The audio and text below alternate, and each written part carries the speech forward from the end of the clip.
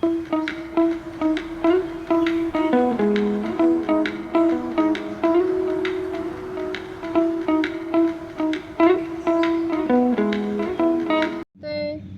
ಹೇಗಿದ್ದೀರಾ? ಚೆನ್ನಾಗಿದ್ದೀರಾ? ನಾನು ಕೂಡ ಚೆನ್ನಾಗಿದ್ದೀನಿ. Welcome to my channel Nagaveni kitchen ವ್ಲಾಗ್ಸ್ಗೆ. ಇವತ್ತಿನ ಲಾಗ್ ಬಂದು ತುಂಬಾ ವಿಶೇಷವಾದ ಲಾಗು, ಎಲ್ರಿಗೂ ಯೂಸ್ಫುಲ್ ಆಗೋವಂಥ ಲಾಗ್ನ ನಾನು ಇವತ್ತು ನಿಮ್ಮ ಜೊತೆ ಶೇರ್ ಮಾಡ್ತಾಯಿದ್ದೀನಿ. ಅದು ಏನಂದರೆ ಕಾರ್ ಡ್ರೈವಿಂಗ್ ಲಾಗ್ನ ನಿಮ್ಮ ಜೊತೆ ನಾನು ಇವತ್ತು ಶೇರ್ ಮಾಡ್ತಾಯಿದ್ದೀನಿ. ಬನ್ನಿ ಹಾಗಾದರೆ ಕಾರಲ್ಲಿ ಬೇಸಿಕ್ ಥಿಂಗ್ಸ್ ಏನೇನು ಇರುತ್ತೆ, ಹೇಗೆ ಕಾರ್ನ ಡ್ರೈವ್ ಮಾಡ್ಬೋದು ಅನ್ನೋದನ್ನು ಈ ವಿಡಿಯೋದಲ್ಲಿ ತಿಳಿಸ್ಕೊಡ್ತೀನಿ. ಹಾಗಾದರೆ ವಿಡಿಯೋನ ಶುರು ಮಾಡೋದಕ್ಕಿಂತ ಮುಂಚೆ ಯಾರ್ಯಾರು ನನ್ನ ಚಾನಲ್ನ ಸಬ್ಸ್ಕ್ರೈಬ್ ಮಾಡ್ಕೊಂಡಿಲ್ಲ ಪ್ಲೀಸ್ ಸಬ್ಸ್ಕ್ರೈಬ್ ಮಾಡಿಕೊಂಡು ಸಪೋರ್ಟ್ ಮಾಡಿ ಅಂತ ಕೇಳ್ಕೊಳ್ತಾ ಇದ್ದೀನಿ. ಬನ್ನಿ ತಡ ಮಾಡದೆ ವಿಡಿಯೋನ ಶುರು ಮಾಡೋಣ. ಹಾಗೆ ನಾನು ಇವತ್ತು ಅಲ್ಟೋ 800 ಕಾರ್ನ ನಿಮಗೆ ಇವತ್ತು ಡ್ರೈವ್ ಮಾಡೋದು ಹೇಗೆ ಅಂತ ತಿಳಿಸ್ಕೊಡ್ತೀನಿ. ನಾವು ಡ್ರೈವ್ ಮಾಡೋದನ್ನು ಕಲಿತಾ ಇದ್ದೀವಿ, ಈಗ ಲರ್ನಿಂಗ್ ಇದ್ದೀವಿ ಅಂದರೆ ಹೊಸ ಕಾರ್ನ ಸ್ವಲ್ಪ ಅವಾಯ್ಡ್ ಮಾಡಿ ಸ್ವಲ್ಪ ಓಲ್ಡ್ ಆಗಿರೋ ಕಾರು ಅಥವಾ ಸರ್ವಿಸ್ ಆಗಿರೋವಂಥ ಕಾರ್ನ ತೊಗೊಂಡು ಡ್ರೈವ್ ಮಾಡಿ. ಯಾಕಂದರೆ ಗೇರ್ ಬಾಕ್ಸ್ ಅದೆಲ್ಲ ಹಾಳಾಗೋ ಚಾನ್ಸಸ್ ತುಂಬಾ ಇರುತ್ತೆ. ಹಾಗಾಗಿ ನಾವು ಕಲಿಯೋ ಒಂದು ರೀತಿಯಿಂದ ನೋಡಿದರೆ ಸ್ವಲ್ಪ ಸರ್ವಿಸ್ ಆಗಿರೋ ಗಾಡಿ, ಸ್ವಲ್ಪ ಸ್ವಲ್ಪ ಸರ್ವಿಸ್ ಆಗಿರೋವಂಥ ಗಾಡಿನ ತೊಗೊಂಡು ಕಲಿಯೋದಾದರೆ ತುಂಬಾ ಒಳ್ಳೆಯದು ಅಂಥೇಳಿ ಒಂದು ಸಜೆಷನ್ ಕೊಡೋದಕ್ಕೆ ಇಷ್ಟಪಡ್ತೀನಿ. ಈಗ ನಾನು ಈ ಕಾರ್ನ ಯಾವ ರೀತಿ ಡ್ರೈವ್ ಮಾಡೋದು, ಹಾಗೆ ಈ ಕಾರ್ನಲ್ಲಿ ಏನೇನು ಫ್ಯೂಚರ್ಸ್ ಇದೆ ಅಂಥೇಳಿ ಈ ವಿಡಿಯೋದಲ್ಲಿ ಶೇರ್ ಮಾಡ್ತೀನಿ. ಬನ್ನಿ.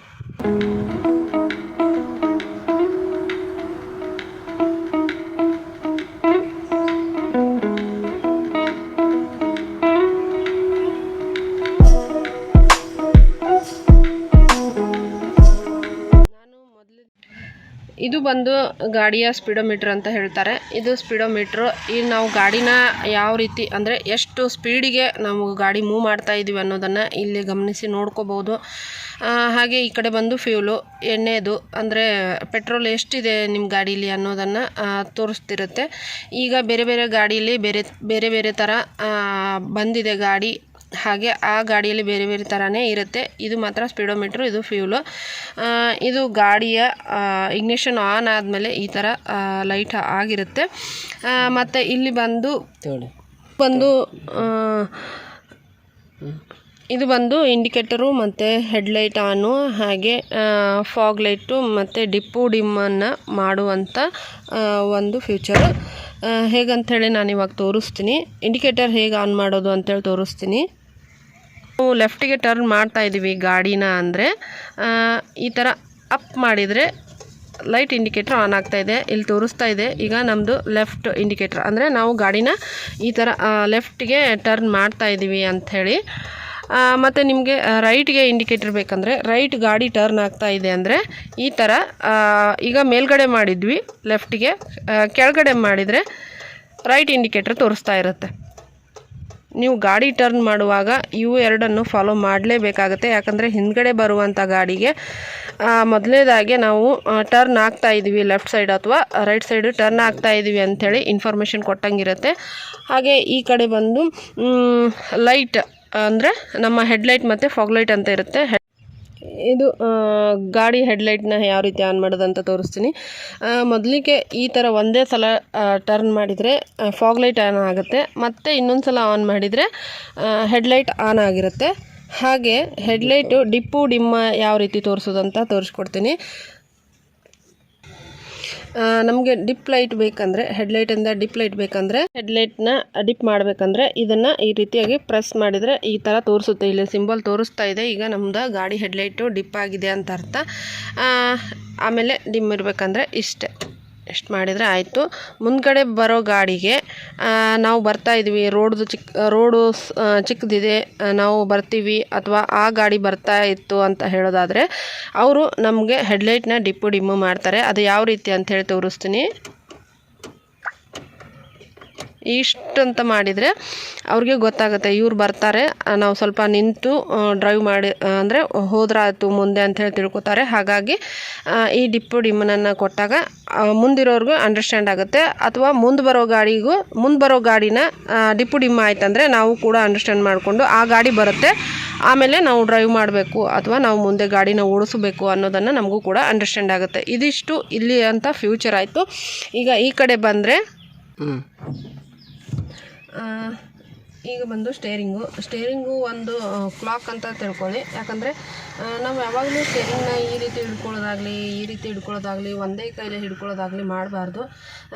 ಈ ಕಡೆ 9 ಇರುತ್ತೆ, ಈ ಕಡೆ 3 ಇರುತ್ತೆ, ಮೇಲ್ಗಡೆ 12 ಇರುತ್ತೆ, ಕೆಳಗಡೆ 6 ಇರುತ್ತೆ. ಹಂಗಾಗಿ ನಾವು 9 to 3 ಅಂತೇಳಿ ತಿಳ್ಕೊಂಡು ಚೆನ್ನಾಗಿ ಇಷ್ಟು ಪರ್ಫೆಕ್ಟಾಗಿ ಸ್ಟೇರಿಂಗ್ನ ಹಿಡ್ಕೊಂಡು ಗಾಡಿನ ಮೂವ್ ಮಾಡಬೇಕಾಗುತ್ತೆ. ಯಾವಾಗಲೂ ಕಲಿಯೋವಾಗ ಗಾಡಿನ ಇದೇ ರೀತಿಯಾಗಿ ಹಿಡ್ಕೋಬೇಕು. ಗೇರ್ ಹಾಕುವಾಗ ಮಾತ್ರ ನಾವು ರೈಟ್ ಹ್ಯಾಂಡಲ್ಲಿ ಈ ಥರ ಹಿಡ್ಕೊಂಡು ಲೆಫ್ಟ್ ಹ್ಯಾಂಡಲ್ಲಿ ಗೇರನ್ನ ಹಾಕೋಬೇಕಾಗುತ್ತೆ. ನೆಕ್ಸ್ಟ್ ಬಂದು ಮಿರರು. ಗಾಡಿಗೆ ಲೆಫ್ಟು ರೈಟು ಮಿರರ್ ಇರುತ್ತಲ್ಲ, ಆ ಮಿರರ್ನ ಅಡ್ಜಸ್ಟ್ ಮಾಡ್ಕೋಬೇಕಾಗುತ್ತೆ. ಈ ಕಡೆ ರೈಟ್ ಮಿರರ್ನ ಈ ರೀತಿಯಾಗಿ ಒಂದು 10% ಮಾತ್ರ ನಮ್ಮ ಗಾಡಿ ನಮಗೆ ಕಾಣ್ತಾ ಇರಬೇಕು. ಹಿಂದ್ಗಡೆ ಎಲ್ಲ ರೋಡೆಲ್ಲ ಕವರ್ ಆಗಿ ಕಾಣಿಸೋ ಹಾಗೆ ನಾವು ಇದನ್ನು ಮಿರರ್ನ ಅಡ್ಜಸ್ಟ್ ಮಾಡ್ಕೋಬೇಕು. ಈಗೆಲ್ಲ ಈ ರೀತಿಯಾಗಿ ಗಾಡಿಯಲ್ಲಿ ಹ್ಯಾಂಡ್ಲಲ್ಲೇ ಮಿರರ್ ಅಡ್ಜಸ್ಟಿಂಗ್ ಇರುತ್ತೆ. ಈ ಗಾಡಿಯಲ್ಲಿ ಮಾತ್ರ ಇದೇ ರೀತಿಯಾಗಿ ಅಡ್ಜಸ್ಟ್ಮೆಂಟ್ ಇರೋದ್ರಿಂದ ಇಲ್ಲಿ ಸ್ವಲ್ಪ ನೋಡಿಕೊಂಡು ಅಡ್ಜಸ್ಟ್ ಮಾಡ್ಕೋಬೇಕಾಗುತ್ತೆ. ಹಾಗೆ ಲೆಫ್ಟ್ ಸೈಡೊಂದು ಮಿರರು ಕೂಡ ನಾವು ಹೇಳಿದಾಗೆ 10% ಮಾತ್ರ ನಮ್ಮ ಗಾಡಿ ನಮಗೆ ಕಾಣಿಸ್ತಾ ಇರಬೇಕು. ಉಳಿಕಿದ್ದು 90% ಹಿಂದ್ಗಡೆ ರೋಡೆಲ್ಲ ನಮಗೆ ಕಾಣಿಸ್ತಾ ಇರಬೇಕು. ಈ ಮಿರರ್ ಬಂದು ಹಿಂದ್ಗಡೆ ರೋಡೆಲ್ಲ ಕವರ್ ಆಗಿ, ಅಂದರೆ ಹಿಂದ್ಗಡೆ ಬರುವಂಥ ಗಾಡಿನ ನಾವು ಯಾವ ರೀತಿ ಅಬ್ಸರ್ವ್ ಮಾಡೋದನ್ನು ಇಲ್ಲೇ ನೋಡ್ಕೋಬೋದು. ಹಾಗಾಗಿ ಡ್ರೈವ್ ಯಾರು ಮಾಡ್ತಾ ಇರ್ತೀರ ಅವರು ನೋಡಿ ನೀಟಾಗಿ ಹಿಂದ್ಗಡೆ ಬರುವಂಥ ಅದನ್ನು ನೋಡ್ಕೊಳ್ಳೋದಕ್ಕೆ ಅಡ್ಜಸ್ಟ್ ಮಾಡಿಕೊಂಡು ಗಾಡಿನ ಮೂವ್ ಮಾಡಬೇಕಾಗುತ್ತೆ. ಈ ಕಡೆ ಬಂದು ಪಾರ್ಕಿಂಗ್ ಲೈಟು, ಈ ಒಂದು ಟ್ರಯಾಂಗಲ್ ಸಿಂಬಲ್ ಏನಿದೆಯಲ್ಲ ಪಾರ್ಕಿಂಗ್ ಲೈಟ್ ಅಂತ ಹೇಳ್ತೀವಿ. ಪಾರ್ಕಿಂಗ್ ಲೈಟ್ನ ನಾವು ಯಾವುದಾದ್ರೂ ಒಂದು ಕ್ಷಣ, ಅಂದರೆ ಒಂದೇ ನಿಮಿಷ ಅಥವಾ ಒಂದು ಅರ್ಧ ನಿಮಿಷ ನಿಂದಿರ್ಸ್ತೀವಿ ರೋಡಲ್ಲಿ ಅಂತ ಹೇಳೋದಾದರೆ ನಾವು ಯಾವುದೇ ರೀತಿ ಪಾರ್ಕ್ ಮಾಡೋಂಗಿಲ್ಲ. ಒಂದು ಅರ್ಧ ನಿಮಿಷ ನಾವು ಗಾಡಿನ ನಿಂದಿರ್ಸ್ತೀವಿ ಅಂದಾಗ ಈ ಪಾರ್ಕಿಂಗ್ ಲೈಟ್ನ ಆನ್ ಮಾಡ್ಕೋಬೇಕಾಗುತ್ತೆ. ಈ ಪಾರ್ಕಿಂಗ್ ಲೈಟ್ ಆನ್ ಮಾಡಿಕೊಂಡಾಗ ನಮಗೆ ಎರಡೂ ಕಡೆ ಇಂಡಿಕೇಟ್ರ್ ಕೂಡ ಆನ್ ಆಗುತ್ತೆ. ಈಗ ತೋರಿಸ್ತೀನಿ. ಈಗ ಎರಡೂ ಕಡೆ ಇಂಡಿಕೇಟ್ರ್ ಕೂಡ ಆನ್ ಆಗಿದೆ. ಈ ಇಂಡಿಕೇಟ್ರ್ ಆನ್ ಆಯಿತು ಅಂದರೆ ಇವರು ಪಾರ್ಕಲ್ಲಿದ್ದಾರೆ. ಈ ಥರ ಎರಡು ಇಂಡಿಕೇಟ್ರ್ ಆನ್ ಆಗಿರುತ್ತೆ ಅಂದರೆ ಸ್ವಲ್ಪ ಹೊತ್ತು ಪಾರ್ಕ್ ಮಾಡ್ತಾರೆ, ಒಂದು ಅರ್ಧ ನಿಮಿಷ ಪಾರ್ಕ್ ಮಾಡ್ತಾರೆ ಅಂತೇಳಿ ಅರ್ಥ ಆಗುತ್ತೆ. ಹಿಂದ್ಗಡೆ ಬರೋ ಗಾಡಿಗಳನ್ನ ಹಾಗೆ ಪಾರ್ಕ್ ಮಾಡಿ ಮುಂದೆ ನಾವು ಓಡಿಸ್ಬೋದು ಗಾಡಿನ. ಈಗ ಇಲ್ಲಿ ಇದು ಬಂದು ಗೇರು. ಇಲ್ಲಿ 6 ಗೇರು ಇರುತ್ತೆ, ಎಲ್ಲ ಗಾಡಿಗಳಲ್ಲಿ 6 ಗೇರ್ ಇರುತ್ತೆ. ಹಾಗೆ ಇದು ಫಸ್ಟ್ ಗೇರು, ಫಸ್ಟಿಂದ ಕೆಳಗಡೆ ಬಂದರೆ ಸೆಕೆಂಡ್ ಗೇರು. ಹಾಗೆ ಇದು ಥರ್ಡು, ಮುಂದ್ಗಡೆ ಹೋದರೆ ಥರ್ಡು, ಹಿಂದ್ಗಡೆ ಬಂದರೆ 4th. ಹಾಗೆ ಈ ಕಡೆ ಮುಂದ್ಗಡೆ ಈಗ ಈ ಕಡೆ ಮಾಡಿ ನಾನು ಯಾವ ರೀತಿ ಗೇರ್ ಹಾಕೋದು ಅನ್ನೋದನ್ನು ನಾನು ನಿಮಗೆ ತೋರಿಸ್ತೀನಿ. ಇದು 5th ಗೇರು, ಇದು 6th ಅಂದರೆ ರಿವರ್ಸ್ ಗೇರು. ಈಗ ಗೇರ್ ಯಾವ ರೀತಿ ಹಾಕೋದನ್ನು ನಾನು ನಿಮ್ಗೆ ತೋರಿಸ್ತಾ ಹೋಗ್ತೀನಿ. ಈಗ ಬಂದು ಗೇರು ಈ ಥರ ಅಲ್ಲಾಡಿಸಿ ನೋಡಿದಾಗ ನ್ಯೂಟ್ರಲಲ್ಲಿರುತ್ತೆ. ಈಗ ನೋಡ್ಕೋಬೇಕು ನೀವು. ಈಗ ಗೇರ್ನ ಯಾವ ರೀತಿ ನಾವು ಹಾಕೋದು ಅನ್ನೋದನ್ನು ನಿಮ್ಗೆ ತೋರಿಸ್ತಾ ಹೋಗ್ತೀನಿ. ಫಸ್ಟ್ ಗೇರ್ ಬಂದು ಈ ಕಡೆ, ಅಂದರೆ ನಿಮ್ಮ ಲೆಫ್ಟ್ ಸೈಡು ಪುಷ್ ಮಾಡಿ ಮುಂದ್ಗಡೆ ಹಾಕಿದರೆ ಫಸ್ಟ್ ಗೇರ್ ಬಿತ್ತು ಅಂತ ಅರ್ಥ. ಯಾವಾಗಲೂ ಎಡಗಡೆ ಈ ಕಡೆಯಿಂದ ಈ ಕಡೆ ಈ ರೀತಿಯಾಗಿ ಕೈ ಹಿಡಿದು ಹಿಂಗೆ ಮಾಡಿ, ಅಂದರೆ ಈಗ ಇನ್ನೊಂದು ಸಲ ತೋರಿಸ್ತೀನಿ ನೋಡಿ. ಈ ರೀತಿ ಪುಷ್ ಮಾಡಿ ಮುಂದ್ಗಡೆ ಹಾಕ್ಕೊಂಡ್ರೆ ಫಸ್ಟ್ ಗೇರ್ ಬಿತ್ತು ಅಂತ ಅರ್ಥ ಆಗುತ್ತೆ. ಅದೇ ರೀತಿಯಾಗಿ ನೀವು ಗಾಡಿ ಮೂವ್ ಆದಮೇಲೆ ಸೆಕೆಂಡ್ ಗೇರಿಗೆ ಹೋಗಬೇಕಂದ್ರೆ ಮತ್ತೆ ಈ ಕಡೆನೇ ಪುಷ್ ಮಾಡಿ ಹಿಂದ್ಗಡೆ ತೊಗೊಂಡ್ರೆ ಈಗ ಸೆಕೆಂಡ್ ಗೇರ್ ಬಿದ್ದಿರುತ್ತೆ. ಅದೇ ರೀತಿಯಾಗಿ ಮುಂದ್ಗಡೆ ಹೋದರೆ ಥರ್ಡ್ ಗೇರ್ ಬಿತ್ತು ಅಂತ ಅರ್ಥ.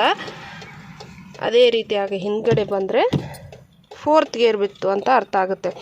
ಈಗ ನೆಕ್ಸ್ಟು 5th ಗೇರ್ ಯಾವ ರೀತಿ ಅಂದರೆ ನ್ಯೂಟ್ರಲ್ಗೆ ತೊಗೊಂಡು ಬಂದು ಈ ರೀತಿ ಪುಷ್ ಮಾಡಿ ರೈಟ್ ಸೈಡ್ ಪುಷ್ ಮಾಡಿ ಮುಂದೆ ಮಾಡಿದರೆ 5th ಗೇರ್ ಬಿದ್ದಿರುತ್ತೆ, ನೋಡ್ತಾ ಇದ್ದೀರಲ್ಲ.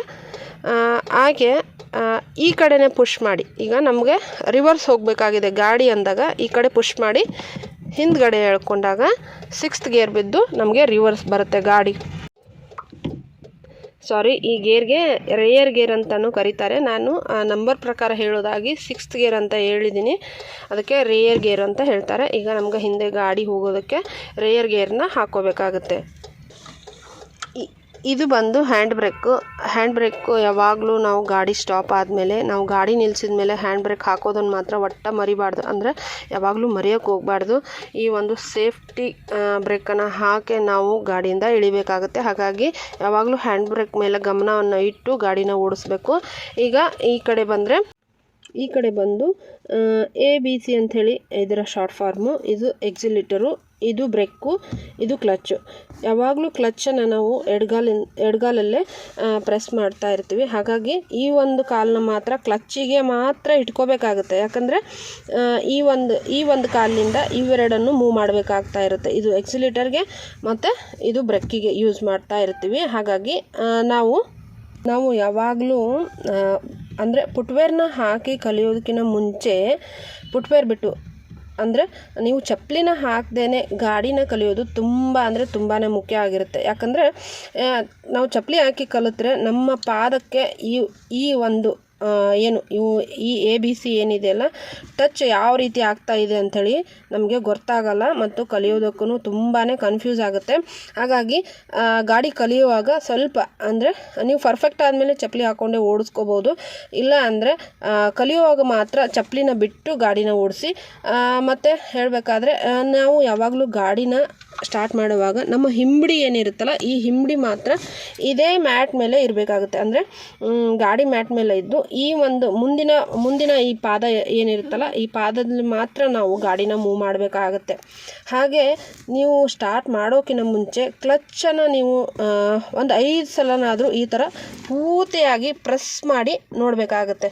ಅಂದರೆ ನಿಮಗೆ ಕ್ಲಚ್ಚಿನ ಒಂದು ಹಿಡಿತ ಅಂದರೆ ಕ್ಲಚ್ಚಿನ ಒಂದು ಅಡ್ಜಸ್ಟ್ಮೆಂಟ್ ಯಾವ ರೀತಿ ಇದೆ ಅನ್ನೋದನ್ನು ನೀವು ಅರ್ಥ ಮಾಡ್ಕೋಬಹುದು. ಹಾಗಾಗಿ ಒಂದು 5 ಸಲನಾದರೂ ಈ ಥರ ಕ್ಲಚ್ನ ಪ್ರೆಸ್ ಮಾಡಿ ನೋಡ್ಕೊಳ್ಳಿ ಅಂತ ಹೇಳೋದಕ್ಕೆ ಇಷ್ಟಪಡ್ತೀನಿ. ಹಾಗೆ ಇವು 3 ಮಾತ್ರ ತುಂಬಾ ಇಂಪಾರ್ಟೆಂಟು. ಈ ಕಾಲು ಮಾತ್ರ ರೈಟ್ ಲೆಗ್ ಮಾತ್ರ ಎಕ್ಸಿಲೇಟರು ಮತ್ತು ಬ್ರೇಕಿಗೆ ಯೂಸ್ ಆಗುತ್ತೆ. ಈ ಎಡಗಾಲು ಮಾತ್ರ ಅಂದರೆ ಲೆಫ್ಟ್ ಲೆಗ್ ಮಾತ್ರ ಕ್ಲಚ್ ಮೇಲೆ ಇರಬೇಕಾಗುತ್ತೆ. ಸದಾ ಈ ಒಂದು ಕಾಲು ಕ್ಲಚ್ಚಿಗೆ ಇಡಬೇಕಾಗಿರುತ್ತೆ. ಬನ್ನಿ ಹಾಗಾದರೆ ಗಾಡಿನ ಯಾವ ರೀತಿ ಮೂವ್ ಮಾಡೋದು ಅನ್ನೋದನ್ನು ತೋರಿಸ್ಕೊಡ್ತೀನಿ. ಪೆಟ್ರೋಲ್ ಬಂಕ್ ಅಂತಲ್ಲಿ ಪೆಟ್ರೋಲ್ ಹಾಕಿಸ್ಬೇಕಾದ್ರೆ ಈ ಒಂದು ಫ್ಯೂಚರ್ನ ಈ ರೀತಿ ಎತ್ತಿದ್ರೆ ಪೆಟ್ರೋಲ್ ಟ್ಯಾಂಕಿಂದು ಡೋರು ಓಪನ್ ಆಗುತ್ತೆ. ಆವಾಗ ಪೆಟ್ರೋಲ್ನ ಹಾಕ್ತಾರೆ. ಅವರೇ ಕೂಡ ಲಾಕನ್ನು ಕೂಡ ಮಾಡ್ತಾರೆ. ಲಾಕ್ ಆಗಿದೆ ಇಲ್ಲ ಅಂಥೇಳಿ ಸ್ವಲ್ಪ ಗಮನ ಕೊಟ್ಟು ನೋಡ್ಕೊಳ್ಳಿ. ಇದು ಬಂದು ಹಿಂದಿಂದು ಡಿಕ್ಕಿನ ಈ ರೀತಿ ಹಿಂಗೆ ಮಾಡಿದರೆ ಡಿಕ್ಕಿ ಕೂಡ ಓಪನ್ ಆಗಿರುತ್ತೆ. ಮತ್ತು ಪುಷ್ ಮಾಡಿ ಹಾಕಿದರೆ ಲಾಕ್ ಕೂಡ ಆಗುತ್ತೆ. ಫಸ್ಟು ಸೀಟ್ನ ಅಡ್ಜಸ್ಟ್ ಮಾಡ್ಕೋಬೇಕಾಗುತ್ತೆ. ಹಂಗಾಗಿ ಈ ರೈಟ್ ಹ್ಯಾಂಡ್ ಏನಿದೆಯಲ್ಲ ಈ ರೀತಿಯಾಗಿ ಡೋರ್, ಈಗ ನೀವು ಡೋರ್ ಹಾಕ್ಕೊಂಡ್ರೂ ಕೂಡ ನಿಮಗೆ ಗೊತ್ತಾಗಲ್ಲ ಅಂಥೇಳಿ ನಾನು ಡೋರ್ ತೆಗೆದೇ ಈ ವಿಡಿಯೋ ತೋರಿಸ್ತಾ ಇದ್ದೀನಿ. ಹಾಗಾಗಿ ಈ ಒಂದು ರೈಟ್ ಹ್ಯಾಂಡನ್ನ ಈ ರೀತಿ ಹಿಡ್ಕೊಂಡು ಇದನ್ನು ಈ ಲಿವರ್ನ ಅಂದರೆ ಈ ಸೀಟ್ ಬಿಡ್ಗಳ ಲಿವರ್ ಇರುತ್ತೆ ಅದನ್ನು ಸ್ವಲ್ಪ ಈ ರೀತಿ ಜಕ್ಕೊಂಡ್ರೆ ನಮಗೆ ಸೀಟು ಅಡ್ಜಸ್ಟ್ಮೆಂಟ್ ಆಗುತ್ತೆ. ಅಂದರೆ ನಮ್ಮ ಹೈಟಿಗೆ ತಕ್ಕಂಗೆ ನಾವು ಅಡ್ಜಸ್ಟ್ಮೆಂಟ್ ಮಾಡ್ಕೋಬೇಕಾಗುತ್ತೆ. ಅದೇ ರೀತಿಯಾಗಿ ನಾನು ಕೂಡ ನನ್ನ ಹೈಟಿಗೆ ಈ ರೀತಿಯಾಗಿ ಅಡ್ಜಸ್ಟ್ ಮಾಡ್ಕೊಂಡಿದ್ದೀನಿ. ಈಗ ನಾವು ಗಾಡಿ ಸ್ಟೇರಿಂಗ್ನ ಈ ರೀತಿ ಹಿಡ್ಕೊಳ್ಳೋದಾಗಲಿ ಮಾಡಬಾರ್ದು. ಹಾಗಾಗಿ ನಮ್ಮ ಹ್ಯಾಂಡ್ ಏನಿದೆಯಲ್ಲ ಇದೇ ಸರ್ಫೇಸಲ್ಲಿ ಅಂದರೆ ಇದೇ ಒಂದು ಆ್ಯಂಗಲಲ್ಲಿ ನಾವು ಹ್ಯಾಂಡಲ್ನ ಹಿಡ್ಕೋಬೇಕಾಗುತ್ತೆ. ಸೀಟ್ ಬೆಲ್ಟ್ ಮಾತ್ರ ವೆರಿ ಕ್ಲಿಯರ್ ಇರುತ್ತೆ, ಬಲಗಡೆ ಲಿವರ್ ಇರುತ್ತೆ. ಅದನ್ನು ಈ ರೀತಿ ಹಿಡ್ಕೊಂಡು ಅಂದರೆ ನಮಗೆ ಸೀಟ್ ಅಡ್ಜಸ್ಟ್ಮೆಂಟ್ ಆಗಬೇಕಾಗುತ್ತೆ. ಈ ರೀತಿ ಬೆನ್ನಿಗೆ ನಮಗೆ ಯಾವ ರೀತಿ ಅಡ್ಜಸ್ಟ್ಮೆಂಟ್ ಬೇಕೋ ಈ ರೀತಿ ಆಗಲಿ ಅಡ್ಜಸ್ಟ್ ಮಾಡಿಕೊಂಡಾಗ ಸೀಟು ಕೂಡ ಅಡ್ಜಸ್ಟ್ ಆಗುತ್ತೆ. ಹಾಗೆ ಇಲ್ಲಿ ಸೀಟ್ ಬೆಲ್ಟು ತುಂಬಾ ಇಂಪಾರ್ಟೆಂಟು. ಸೀಟ್ ಬೆಲ್ಟ್ ಹಾಕ್ಕೊಂಡೇ ಡ್ರೈವ್ ಮಾಡಿ. ಈಗ ನೋಡ್ತಾ ಇರ್ಬೋದು ಈ ಕಡೆ ಇದು ರೀತಿಯಾಗಿ ಸೀಟ್ ಬೆಲ್ಟ್ನ ಹಾಕ್ಕೊಳ್ಳಿ. ಈಗ ಕಂಫರ್ಟೇಬಲ್ ಆಗಿ ನಿಮಗೆ ಕಂಫರ್ಟೇಬಲ್ ಆಗಿ ಕೂತ್ಕೊಂಡು ಗಾಡಿನ ಓಡಿಸೋದನ್ನು ಹೇಳ್ಕೊಟ್ಟಿದ್ದೀನಿ. ನೀವು ಯಾವ ರೀತಿ ನಿಮ್ಮ ಹೈಟಿಗೆ ತಕ್ಕಂಗೆ ಸೀಟ್ ಅಡ್ಜಸ್ಟ್ ಮಾಡ್ಕೊಳ್ಳಿ, ಸೀಟ್ ಬೆಲ್ಟ್ ಹಾಕ್ಕೊಳ್ಳಿ. ಹಾಗೆ ಸ್ಟೇರಿಂಗಿಗೂ ಕ್ಲಚ್ಚಿಗೂ ಬ್ರೇಕಿಗೂ ನಿಮ್ಮ ಕಾಲು ಆರಾಮಾಗಿ ನಿಲ್ಕೋ ಹಾಗೆ ಅಂದರೆ ಆರಾಮಾಗಿ ಟಚ್ ಆಗೋ ರೀತಿಯಲ್ಲಿ ಗಾಡಿನ ಮೂವ್ ಮಾಡಿ. ಗಾಡಿ ಬೇಸಿಕ್ ಎಲ್ಲ ತಿಳ್ಕೊಂಡಾಯಿತು. ಹಾಗೆ ಗಾಡಿ ಫ್ಯೂಚರ್ಸ್ನೆಲ್ಲ ನಮಗೆ ಹೇಳ್ಕೊಟ್ಟಿದ್ದಾಯಿತು. ಮತ್ತು ನಾನು ಇಂಪಾರ್ಟೆಂಟಾಗಿ ಗಾಡಿ ಓಡಿಸೋವಾಗ ಡೋರ್ ಲಾಕ್ ಒಂದು ಮರ್ತಿದ್ದೆ. ಡೋರ್ ಲಾಕ್ನ ಕಂಪಲ್ಸರಿ ಎಲ್ಲರೂ ಮಾಡ್ಕೊಳ್ಳಿ. ಯಾಕಂದರೆ ಹಿಂದ್ಗಡೆ ಎಲ್ಲ ಚಿಕ್ಕ ಮಕ್ಕಳಿದ್ರೆ ಅವರು ತುಂಟತನದಿಂದ ಏನಾದರೂ ಮಾಡ್ತಾ ಇರ್ತಾರೆ. ಹಾಗಾಗಿ 4 ಡೋರು ಕರೆಕ್ಟಾಗಿ ಲಾಕ್ ಆಗಿದೆ ಅಂತ ನೋಡಿಕೊಂಡು ಅವರು ಲಾಕ್ ಮಾಡಿರ್ತಾರೆ. ಆದರೂ ನೀವು ಒಂದು ಸಲ ಈ ರೀತಿಯಾಗಿ ಈ ಒಂದು ಡೋರ್ ಬಟನ್ನ ಹಾಕಿ ಫುಲ್ 4 ಡೋರ್ನ ಕರೆಕ್ಟಾಗಿ ಲಾಕ್ನ ಮಾಡ್ಕೊಳ್ಳಿ. ಈಗ ಸೌಂಡ್ ಕೂಡ ಬಂದಿದೆ. ಅದೇ ರೀತಿಯಾಗಿ ಲಾಕ್ ಮಾಡಿದ್ದೀನಿ ನಾನು. ಈಗ ನಾನು ಗಾಡಿನ ಓಡಿಸಿ ನಿಮಗೆ ತೋರಿಸ್ತೀನಿ. ನಿಧಾನವಾಗಿ ಗಾಡಿನ ಓಡಿಸೋದನ್ನು ಕಲೀರಿ. ಹಾಗೆ ಫ್ರೀ ರೋಡಲ್ಲಿ ಗಾಡಿನ ಕಲೀರಿ. ಯಾವುದೇ ರೀತಿ ರೋಡಿಗೆ ಇಳಿಸ್ಬೇಡಿ. ಮತ್ತು ದೊಡ್ಡದಾದ ಗ್ರೌಂಡಲ್ಲಿ ಸ್ಕೂಲ್ ಗ್ರೌಂಡ್ ಆಗಿರಲಿ ಅಥವಾ ಸ್ಟೇಡಿಯಂನಂಥ ಗ್ರೌಂಡ್ ಆಗಿರಲಿ ಅಂಥ ಒಂದು ಗ್ರೌಂಡಲ್ಲಿ ಗಾಡಿ ಓಡಿಸೋದನ್ನು ಕಲೀರಿ ಅಂತ ಹೇಳೋದಕ್ಕೆ ಇಷ್ಟಪಡ್ತೀನಿ. ಯಾಕಂದರೆ ನಾವು ಲರ್ನಿಂಗ್ ಇರೋದ್ರಿಂದ ತುಂಬಾ ಎಚ್ಚರಿಕೆಯಿಂದ ಗಾಡಿನ ಓಡಿಸ್ಬೇಕಾಗುತ್ತೆ. ಹಾಗೆ ಬೋರ್ಡು ನಾನು ಹಾಕಿಲ್ಲ, ಇಲ್ಲ, ನೀವು ಮಾತ್ರ ಹಾಕ್ಕೊಂಡೆ ಗಾಡಿನ ಓಡಿಸಿ ಅಂತ ಹೇಳೋದಕ್ಕೆ ಇಷ್ಟಪಡ್ತೀನಿ. ಬನ್ನಿ ಹಾಗಾದರೆ ಗಾಡಿನ ಸ್ಟಾರ್ಟ್ ಮಾಡಿ ತೋರಿಸ್ತೀನಿ.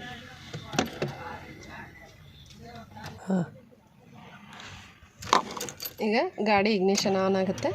ಒಂದು ಸ್ವಲ್ಪ ಗುರ್ರು ಅಂತೇಳಿ ಸೌಂಡ್ ಬರುತ್ತೆ. ಅದು ಬಂದಾದಮೇಲೆ ಗಾಡಿನ ಸ್ಟಾರ್ಟ್ ಮಾಡ್ಕೊಳ್ಳಿ. ಈಗ ಗಾಡಿ ಸ್ಟಾರ್ಟ್ ಆಯಿತು. ಈಗ ಗೇರ್ ನ್ಯೂಟ್ರಲಲ್ಲಿದೆ, ಹಂಗಾಗಿ ಈಗ ಫಸ್ಟ್ ಗೇರ್ ಹಾಕಿ ಗಾಡಿನ ಮುಂದೋಡ್ಸೋಣ. ನಾನು ಈಗ ಈ ಕಾಲಿಂದ ಫುಲ್ಲಾಗಿ ಕ್ಲಚ್ಚನ್ನು ಹಿಡಿದಿದ್ದೀನಿ, ಲೆಫ್ಟ್ ಕಾಲಿಂದ. ಈ ಕಡೆ ಬ್ರೇಕು ಕೂಡ ಹಿಡಿದೀನಿ. ನೀಟಾಗಿ ಹಾಫ್ ಕ್ಲಚ್ಚಿಗೆ ಬಂದು ಗಾಡಿನ ಮೂವ್ ಮಾಡಬೇಕಾಗತ್ತೆ. ನಿಧಾನವಾಗಿ ಬ್ರೇಕಿಂದ ಕಾಲು ತೆಗೆದು ಎಕ್ಸಿಲೇಟರ್ ಮೇಲೆ ಕಾಲಿಟ್ಟು ಹಾಫ್ ಕ್ಲಚ್ಚಿಗೆ ಬಂದಾಗ ಗಾಡಿ ಈ ರೀತಿ ಮೂವ್ ಆಗುತ್ತೆ.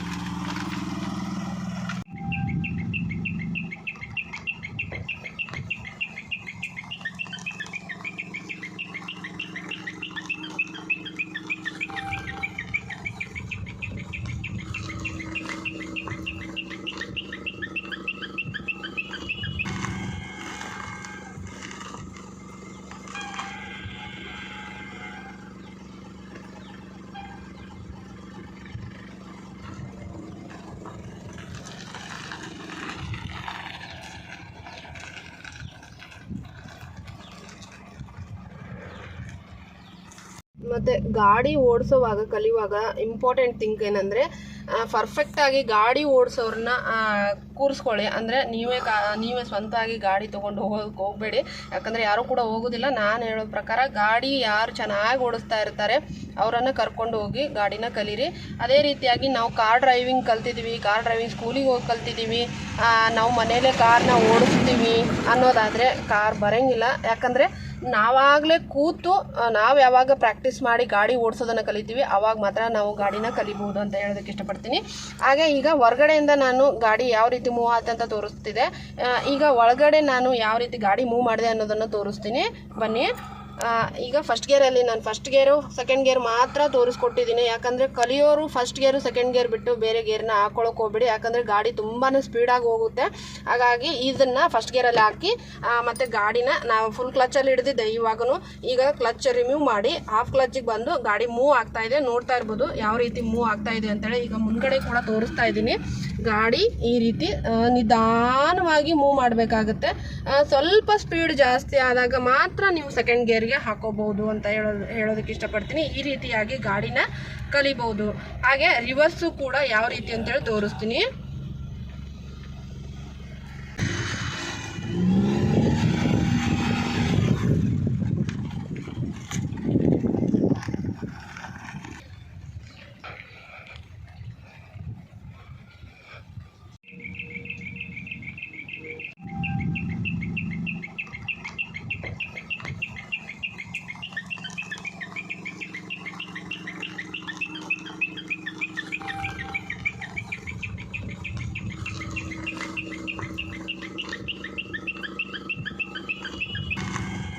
ಇದಿಷ್ಟು ಈಗ ನಾನು ತೋರಿಸಿರುವಂಥದ್ದು ಕಾರಿನ ಬೇಸಿಕ್ಕು ಮತ್ತು ಕಾರು ಹೇಗೆ ಓಡಿಸೋದು, ಹಾಗೆ ರಿವರ್ಸ್ ಹೇಗೆ ತೊಗೊಳ್ಳೋದು, A to Z ಕಾರ್ನ ಬೇಸಿಕ್ಕಿಂದ ಹಿಡಿದು ಪಾರ್ಟ್ಸ್ ಎಲ್ಲನೂ ನಾನು ಈ ವಿಡಿಯೋದಲ್ಲಿ ತೋರಿಸ್ಕೊಟ್ಟಿದ್ದೇನೆ.